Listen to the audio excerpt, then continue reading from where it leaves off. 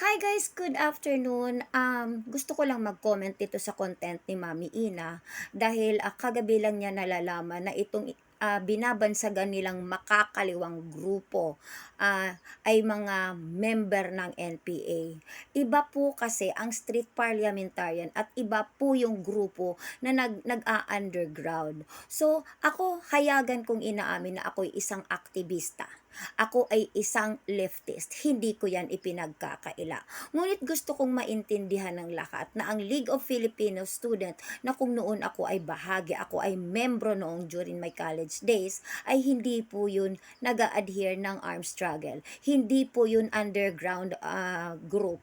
Pero itong kabataang makabayan, ito po ang estudyanteng grupo ng mga kaestudyantihan na naggumagawa at sumasagawa ng underground na nakilusan. Ito po ang nag-adhere ng armed struggle, which is ito po si Duterte ay member ng kabataang makabayan during his college days. Napaka-unfair sa amin dahil ako street parliamentarian ako, oo lumalabas akong magrarally sa kalsada, pero hindi ako nag-a-adhere na ang armed struggle, ang pagkikipagbisog in Bisaya ay nadadala sa dahas armed struggle. So titingnan mo dito, si Duterte sa kanyang inaamin niya dito na gusto niyang pananaw ang gusto niyang sundin ang pananaw ni Jose Maria Sison, which is ito si Jose Maria Sison ay teacher ni Duterte. Kung nakikita niyo, isusunod ko dito yung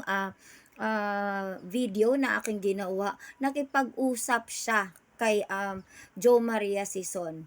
Itong kabataang makabayan na to, ito yung kung saan membro si Duterte. KM yan ang acronym. Ito ay Underground Communist Youth Organization in the Philippines. So napaka-unfair na ako'y isang malinaw na inaamin na LFS na hindi yan makakaliwa, na hindi yan umaayon sa armed struggle. Bakit nyo ako ire-red tag? Pero si Duterteng maliwanag na member ng kabataang makabayan, sinisafe ninyo.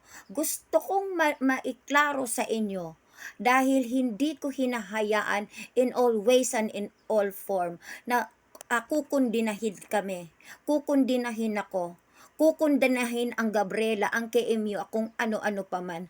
Dapat nga magpasalamat kayo sa aktivista Dahil kung walang KMU, walang magsasabi kung kailan at sinong mangangalampag sino ang mangangalampag para tumaas ang mga sahod. Kung walang progresibong mga estudyante, sino ang mangangalampag para protektahan ang ating history? Sino ang mangangalampag para makita ng ating gobyerno na may kapangangailangan kaming mga sektor ng mga kaestudyantihan? Di ba dapat magpasalamat kayo instead na ire-red tag yung mga street parliamentarian, yung mga progresibong grupo na gusto lamang din maiparinig sa pamahalaan kung ano yung kulang, kung ano yung dapat punan. Napaka unfair at napaka-bias ninyo na kami na tinatawag ninyo na nagpalabas ng aming mga hinaing, tatawagin yung NPA makakaliwa. Tapos si Duterte is safety ninyo dahil poon ninyo. My God, siya ang maliwanag na nag-adhere ng armed struggle. Siya ang maliwanag na member ng kabataang makabayan. At may resibo ako dito na pagkatapos ni Duterte manalo, nakipag-usap kay Jose Maria Sison. Gusto kong ma-realize ninyo ang katotohanan, mga DDS, kasi unfair yan. Initiative na nanawagan na handa kayong makipag-coalition at nagpakita ng pagkaunawa sa pagmama ng MDF. Kaya sa oras na kayo na yung mananalo, dapat yung mga kinatawan natin kalagagat magkita-kita na. At kung ano naman, sumingit yung pandaraya, lalong rin, may patayan para magkita-kita at magkaisa para labanan yung mga mandaraya. Hindi sila magtatagal sa pangyarihan. The trend is there, no? Yes, sir. I will follow the pattern of socialism.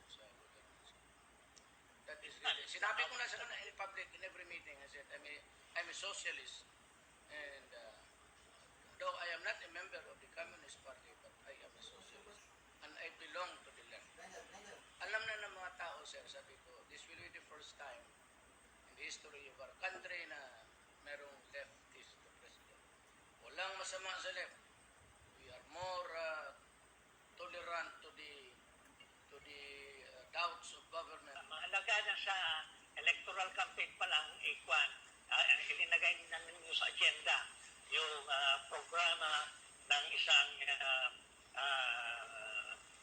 left president to be. At siyempre, kapag kayo ay nasa posisyon na, mas marami kayong magagawa. Maipapatupad ang inyong mga inyong mission at vision. Galit ako sa oligarchs at pati mayayaman.